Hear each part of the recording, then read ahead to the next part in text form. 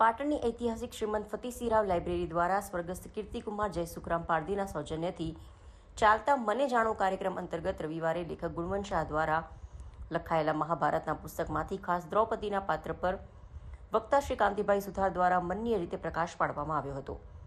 નારીત્વના આદર્શ જેવી દ્રૌપદી સાથે દુર્વ્યવહારના પ્રત્યેક પ્રસંગો જેવા કે જુગાર રમવો, કુરુસભામાં દ્રૌપદીનો માનભંગ થવો, દુર્યોધન અને તેમના સાથીઓ દ્વારા આગ ઝરતા અને અભદ્ર શબ્દો બોલવા, ચીરહરણની કોશિશ કરવી, જયદ્રથ દ્વારા દ્રૌપદીના મર્યાદાનો ભંગ થવો, ગુપ્તવાસ દરમિયાન થયેલી તકલીફો તથા કીચકના વધ વગેરે સમગ્ર ઘટનાક્રમનું વર્ણન અદ્ભુત મૌલિક રીતે શ્રોતાઓને જાણવા અને માણવા મળ્યું હતું.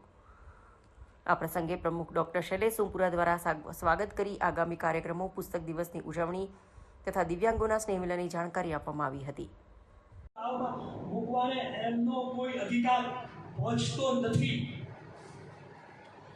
દ્રૌપદી દાસી નથી બની, એ સામ્રાજ્ઞી છે. એનું અપમાન ન કરો મહેરબાની કરીને. આવો ચિત્કાર પેલો વિકર્ણ ગુણવંતભાઈ કહે છે કે રામાયણનું આ જટાયું છે. રામાયણનું આ જટાયું છે. ભલે જટાયુ કે વિકર્ણથી કાંઈ ન થયું, ભલે કાંઈ પરિણામ ન આવ્યું, ભલે આ લોકોએ કશું એનું સાંભળ્યું નહીં, પણ એમણે પોતાનો વિદ્રોહ, પોતાનો વિરોધ, પોતાનો અભિપ્રાય નિર્ભયતાપૂર્વક, પોતાનો સચ્ચાઈનો રડકો પ્રગટ કર્યો. એ જ મહત્વનું છે. બરાબર છે. કર્ણ ઊભો થયો.